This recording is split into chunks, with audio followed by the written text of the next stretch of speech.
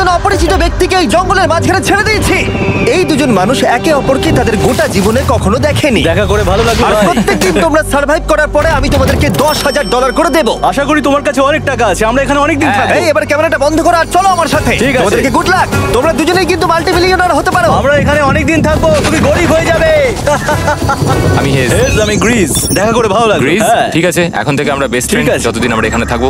আজ থেকে এরা রোজ $10,000 করে পাবে, কিন্তু ওরা কোথায় গিয়ে শেষ করবে তার কোনো লিমিট নেই।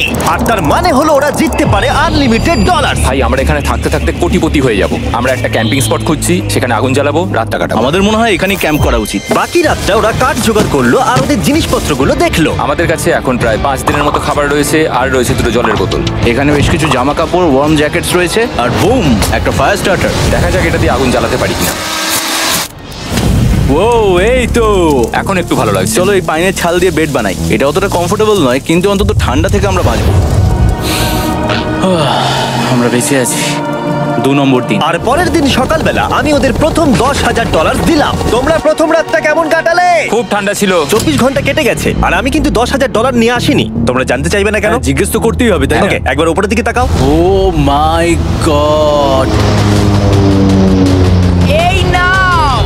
প্রত্যেক 24 ঘন্টা অন্তর আমরা প্লেন থেকে নিচের দিকে $10,000 করে ফেলবো। এই দেখো $10,000। একটা প্যারাসুট ব্রিফকেসে। যা ওটা ধরো, গিয়ে ধরো, ধরো ওটা। ভাই এটা তো পাগলামো। ভাই আমরা এই ভিডিও শেষ হতে হতে বড় লোক হয়ে যাব। আর ওই টাকাগুলো ছাড়াও আমি তোমাদের একটা ফ্লেয়ার গানও দিচ্ছি। ও এটা আকাশে শুট করলে এই চ্যালেঞ্জটা শেষ হয়ে